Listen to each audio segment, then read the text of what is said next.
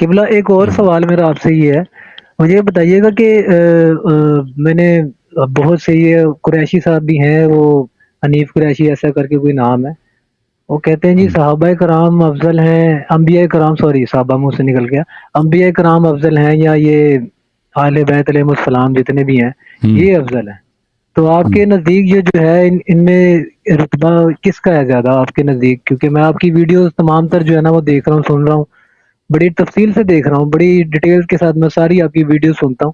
تو مجھے کائنڈلی یہ بتا دیجیے کہ آپ کی نظر میں کہ یہ انبیاء کرام جو زیادہ فضیلت رکھتے ہیں یا پھر سب مسلمانوں کا اجماع ہے، سب مسلمانوں کا اجماع ہے جب عیسی ابن مریم علیہ السلام آئیں گے، اور عیسی ابن مریم علیہ السلام کوئی معمولی نبی نہیں ہے، اولو العزم من الرسل ہے. ٹھیک ہے نا؟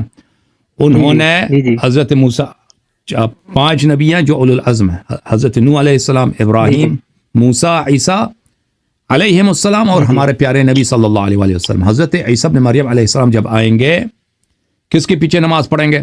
حضرت امام مہدی علیہ السلام کے پیچھے نماز پڑھیں گے. ٹھیک ہے نا؟ ٹھیک ہے نا؟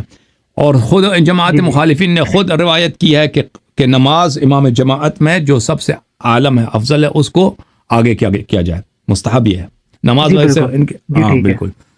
تو لازمی بات ہے کہ جب مہدی علیہ السلام جو 12ویں امام ہیں، ٹھیک ہے نا، اہل فریقین دونوں مانتے ہیں کہ مہدی علیہ السلام اہل بیت میں سے ہیں. وہ جماعت مخالفین بھی کہتے ہیں مہدی اہل بیت علیہ السلام میں سے، ہم کہتے ہیں کہ وہ ہمارے 12ویں امام ہیں، وہ کہتے ہیں کہ نہیں وہ 12ویں امام نہیں ہے. بہرحال لیکن وہ اہل بیت علیہ السلام میں سے، تو وہ عیسی ابن مریم سے افضل ہیں، وہ عیسی ابن مریم کے امام ہیں. عیسی ابن مریم ان کی اقتداء کرتے ہیں، وہ خلیفہ ہوں گے، عیسی ابن مریم ان کی پیروی کریں گے. جب یہ مہدی علیہ السلام کی یہ پوزیشن ہے، یہ فریقین، اس میں کوئی مخالف ہی نہیں ہے اس کا، کہ جب عیسی ابن مریم آئے گا اور امام مہدی علیہ السلام آئیں گے تو ان میں امام کون ہوگا، پیشوا کون ہوگا، قائد کون ہوگا، خلیفہ کون ہوگا. سب کا یہی اجماع ہے کہ عیسی ابن مریم پیروی کریں گے حضرت مہدی علیہ السلام کی. تو واضح بات ہے وہ تو اہل بیت علیہ السلام کا ایک فرد ہے. ٹھیک ہے نا؟ ان سے بڑا کون ہے؟ امیر المؤمنین علیہ السلام. فریقین دونوں جانتے ہیں کہ اہل بیت میں امیر المؤمنین علی علیہ السلام سے کوئی افضل نہیں ہے رسول پاک صلی اللہ علیہ وسلم کے بعد. ٹھیک ہے نا؟ تو واضح بات ہے کہ وہ اگر مہدی علیہ السلام، امام مہدی علیہ السلام عیسی ابن مریم سے افضل ہیں تو امیر المؤمنین علیہ السلام مہدی سے عیسیٰ سے افضل ہوں تو اس میں کوئی تعجب ہی نہیں ہے، بلکہ یہ ثابت ہے.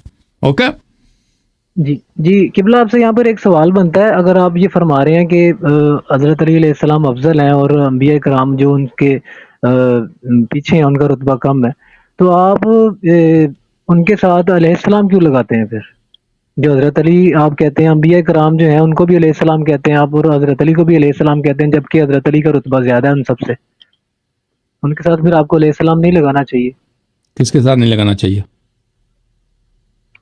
حضرت علی علیہ السلام کہتے ہیں نا آپ، علی علیہ السلام یا حضرت حسین علیہ السلام یا کیا لگانا چاہیے؟